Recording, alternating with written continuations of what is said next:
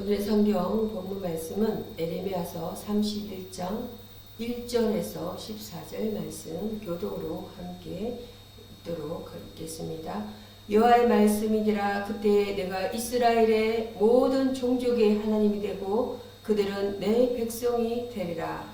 여호와께서 이같이 말씀하시니라. 칼에서 벗어난 백성이 광야에서 은혜를 입었나니 곧 내가 이스라엘로 안지그럽게 하려 할 때 옛적에 여호와께서 나에게 나타나사 내가 영원한 사랑으로 너를 사랑하기에 인자함으로 너를 이끌었다 하였노라. 자녀 이스라엘아, 내가 다시 너를 세우리니 내가 세움을 입을 것이고 내가 다시 소굴을 들고 즐거워하는 자들과 함께 춤추며 나오리라. 내가 다시 사마리아 산들의 포도나무들을 심때 심는 자가 그 열매를 따기 시작하리라. 에브라임 산 위에서 파수꾼이 외치는 날이 있을 것이라. 이르기를 너희는 일어나라. 우리가 시온에 올라가서 우리 하나님 여호와께로 나아가자 하리라. 여호와께서 이와 같이 말씀하시니라. 너희는 여러 민족의 앞에 서서 야곱을 위하여 기뻐 외치라. 너희는 전파하며 찬양하며 말하라. 여호와여, 주의 백성 이스라엘의 남은 자를 구원하소서 하라. 오라. 하나님 그들을 북쪽 땅에서 인도하며 땅 끝에서부터 모으리라. 그들 중에는 맹인과 다리 저는 사람과 잉태한 여인과 배산하는 여인이 함께 있으며 큰 무리를 이루어 이곳으로 돌아오리라. 그들이 울며 돌아오니 나의 인도함을 받고 간구할 때에 내가 그들을 넘어지지 아니하고 물 있는 계곡의 고동길로 가게 하리라. 나는 이스라엘의 아버지요 에브라임은 나의 장자니라.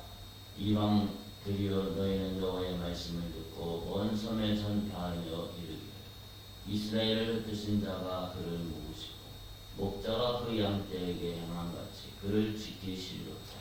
여호와께서 야곱을 구원하시되 그들보다 강한 자의 손에서 속량하셨으니 그들이 와서 시온의 높은 곳에서 찬송하며 여호와의 복 곧 곡식과 새 포도주와 기름과 어린 양의 때와 소의 때를 얻고 크게 기뻐하리라. 그 심령은 물된 동상 같겠고 다시는 근심이 없으리로다 할지어다. 그때 처녀는 춤추며 즐거워하겠고 청년과 노인은 함께 즐거워하리니 내가 그들의 슬픔을 돌려서 즐겁게 하며 그들을 위로하여 그들의 건심으로부터 기쁨을 얻게 할 것이니라. 내가 기름으로 제사장들의 마음을 흡족하게 하며 내 복으로 내 백성을 만족하게 하리라. 여호와의 말씀이니라. 아멘. 오늘의 성경 본문 말씀은 절망 속에 들려오는 회복의 음성, 이스라엘의 회복을 말씀합니다. 예레미야 31장은 절망의 시대 속에서 들려오는 소망의 복음입니다. 이스라엘은 바벨론 포로로 끌려가 모든 것을 잃었습니다. 그러나 나라를 잃고 성전은 무너지고 예루살렘의 거리는 눈물로 가득했습니다. 그러나 하나님은 예레미야 선지자를 통해 심판의 끝에서도 여전히 남은 백성을 향한 회복의 약속을 주십니다. 예레미야서 31장 1절 말씀에는 그때에 내가 이스라엘의 모든 종족의 하나님이 되고 그들은 내 백성이 되리라. 이 선언은 단순한 민족적 회복의 약속이 아니라 구속사적 새 언약의 예고입니다.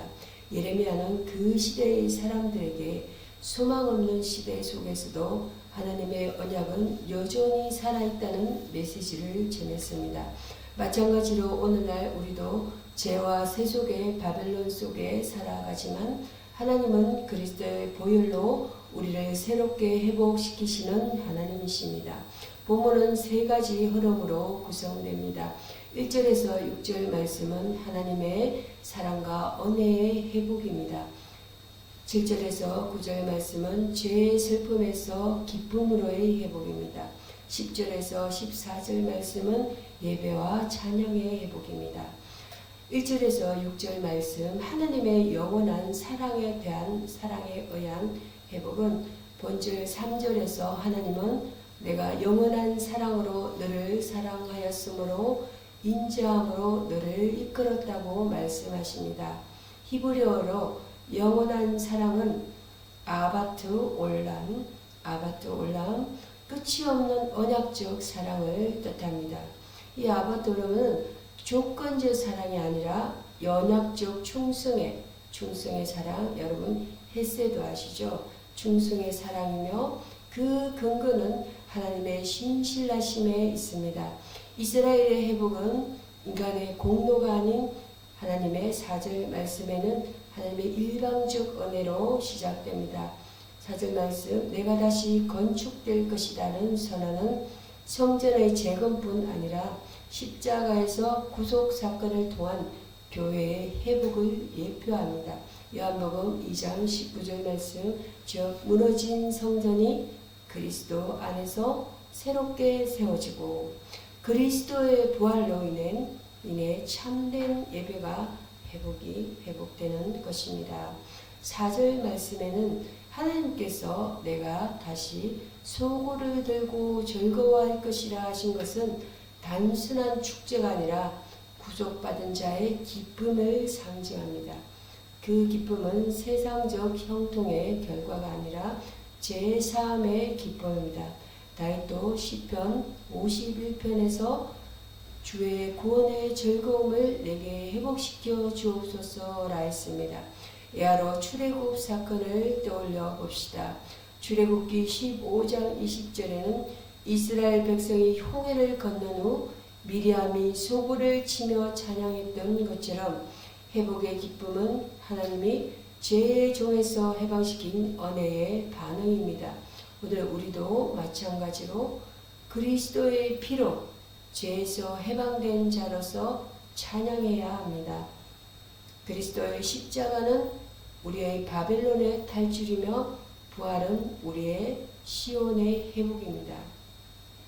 여기서 신학적 핵심은 하나님의 언약은 인간의 불순종에도 불구하고 깨어지지 않는다는 것입니다. 히브리서 9장 12절 말씀에 보면 예수 그리스도의 피는 그 언약을 성취하신 완전한 보정이다. 이렇게 말씀합니다. 회복의 시작은 우리의 회개가 아니라 하나님의 사랑의 선언에서 비롯된다는 것이에요. 7절에서 9절 말씀은 죄의 슬픔에서 기쁨으로의 회복입니다. 야곱을 위하여 7절 말씀, 기뻐 외치라. 여호와께서 그의 백성을 구원하셨다. 이 구절은 하나님께서 구속사를 통해 당신의 백성을 죄와 포로 상태에서 해방시키는 복음의 핵심입니다. 이스라엘의 포로 생활은 인간의 죄의 결과이며 구속의 필요성을 나타내는 역사적 배경이었습니다. 그러나 하나님은 8절에서 북쪽 땅에서 그들을 인도하여 낯선 땅의 끝에서 모으겠다 하십니다. 이는 단순한 귀환이 아니라 영적 회복과 구원의 예표입니다. 특히 9절에서 그들이 울며 돌아오리라는 표현은 회개와 구원의 감격을 동시에 나타냅니다. 눈물은 슬픔의 눈물이 아니라 은혜의 눈물로 변합니다. 이 눈물은 십자가 앞에서 죄를 자각한 자의 눈물이며 그리스도의 보혈을 통한 구원의 기쁨의 눈물입니다. 칼빈은 주석에서 하나님의 은혜는 심판의 끝에서도 새로운 생명을 불러일으킨다고 말했습니다. 여기서 우리는 마귀의 역사와 성령의 역사의 대조를 볼 수 있습니다. 요한복음 8장 44절에는 4절 말씀은 마귀는 하나님의 백성을 끊임없이 죄와 절망으로 묶고들어 하지만 성령은 예수의 보혈로 씻긴 자를 새 생명으로 인도하십니다. 성령은 포로된 심령을 자유케 하고 로마서 8장 2절 말씀은 생명의 성령의 법으로 죄와 사망의 법에서 해방시킵니다. 그래서 에레미야 31장의 회복은 단순한 기국이 아니라 성령의 새 언약 시대를 예표합니다. 오늘날도 하나님은 죄와 세속에 사로잡힌 영혼을 회복시키시는 일을 멈추지 않으십니다. 우리가 눈물로 회개할 때 주님은 그 눈물을 기쁨의 노래로 바꾸십니다. 이 회복은 지금 이 땅에서 시작되어 천국에서 완성될 것입니다. 그러므로 지옥의 실상은 하나님의 은혜를 거부한 자들의 영원한 포로 상태이며 천국은 예수의 보혈로 회복된 자들의 완전한 시온의 회복입니다. 10절에서 14절 말씀 예배와 찬양의 회복입니다. 하나님의 회복은 반드시 예배의 회복으로 이어집니다. 10절 이하에서 열방이여 여호와의 말씀을 듣고 이스라엘을 흩으신 자가 그를 모시고 하신 말씀은 예배 공동체의 회복을 선포합니다. 포로로 흩어진 자들을 모으는 주체는 하나님 자신이며 그 목적은 여호와께서 야곱을 구속하셨다는 찬양을 드리게 하기 위함입니다. 11절에서 여호와께서 강한 자보다 강한 자의 손에서 그를 속량하셨다는 선언은 십자가의 사건을 예표합니다. 예수께서 사탄의 권세를 깨뜨리시고 골로새서 2장 15절에서 죽음의 권세에서 우리를 속량하신 사건이 바로 이 말씀의 성취입니다. 그 결과 하나님의 백성은 12절에서 시온의 높은 곳에서 와서 즐겁게 노래하며 참된 예배자로 세워집니다. 이제 하나님께서 주시는 풍성한 은혜는 12절에서 곡식과 새 포도주, 기름과 양과 소의 새끼로 묘사됩니다. 이는 물질적인 번영이 아니라 영적 은혜의 충만함을 상징합니다. 곧 성령의 풍성한 임재와 말씀의 양식입니다. 그래서 13절에서 그때 처녀는 춤추며 즐거워하고 청년과 노인은 함께 즐거워하리라고 합니다. 자, 그래서 복음 안에서 세대의 차이가 사라지고 모든 세대가 한 마음으로 하나님을 찬양하는 예배 공동체가 세워지는 것입니다. 이것이 바로 교회의 구속사적 회복의 모습입니다. 하나님은 무너진 교회를 다시 세우시고 잃어버린 예배를 회복시키십니다. 그리스도의 보혈로 정결케 된 자만이 참된 예배자가 되며 성령께서 그 예배 가운데 임하십니다. 결론은 회복의 완성이라는 것입니다. 십자가와 부활 안에서 회복의 완성이라는 것입니다. 예레미야의 회복 선언은 십자가와 부활로 완성이 되었습니다. 이스라엘의 회복은 곧 그리스도 안에서의 교회의 회복이며 우리 각자의 영혼이 죄와 사망에서 벗어나서 하나님과의 관계가 회복되는 것을 의미합니다. 오늘 우리가 예배드리는 이유는 단 하나입니다. 예수 그리스도의 피로 죄 사함 받고 성령의 능력으로 새 생명을 얻었기 때문입니다. 네. 자, 그리스도의 십자가는 우리의 포로됨을 끝내시고 부활은 새로운 시온을 여셨습니다. 따라서 참된 회복은 물질적 성공이나 환경의 변화가 아니라 예배와 관계의 회복입니다. 13절에서 14절 말씀은 하나님은 내 백성을 즐겁게 하리라 그 슬픔을 돌려 위로하게 하리라 하셨습니다. 그 말씀은 오늘 우리에게도 여전히 유효합니다. 믿으십니까? 네. 오늘 우리 결단을 선언을 합시다. 하나님께서 주시는 결단의 메시지는 우리는 다시 하나님께 돌아가야 한다는 것입니다. 하나님께 돌아야 한다고 하나님께서 말씀하시고 말씀을 하십니다. 선언하십니다. 다시 예배의 자리로 회개의 자리로 복음의 자리로 돌아가야 합니다. 그때 하나님은 우리를 기쁨의 시온으로 회복시키십니다.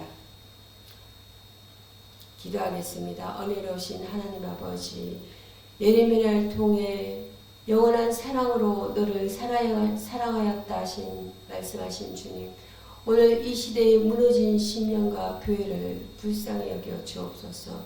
죄와 세속에 포로되어 눈물 짓는 우리를 주의 보혈로 씻기시고 십자가의 능력으로 회복시켜 주옵소서.